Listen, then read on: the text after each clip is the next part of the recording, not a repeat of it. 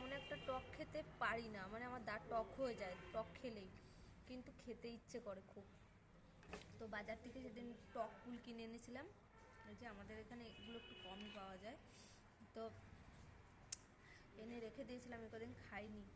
আজকে মা মাখিয়ে দিল, আমার বর তো খেয়ে নিয়েছে, ও টক খেতে খুব পছন্দ করে, এর কুলটাও খেতে খুব পছন্দ করে।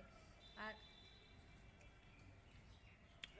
কি যে দারুণ হয়েছে মাখাটা, সঙ্গে আমাদের গাছের লেবু পাতা, এত সেন্ট লেবু পাতায়। তো আমি কিন্তু তেমন একটা সব কিছু মাখালে মাই মাখায়, আমি তেমন একটা মাখাতে পারি না, যে কোনো টক আনলেই মাই মাখায়। মা একদম টক খেতে পারে না, আমিও খুব কম খাই, খেতে ভালোবাসলেও খেতে পারি না, কারণ আমার দাঁত টক হয়ে যায়। তো মা মাখিয়ে দিয়েছে দুপুরবেলায়, আমি এখন এই বিকেল বাজে এখন 4টে, আমি এখন নিয়ে বসেছি ভাত খেয়ে তারপরে। আর কুল মাখা তো জানোই একটু এমন নালা হয়, কিন্তু খেতে কিন্তু দারুণ হয়।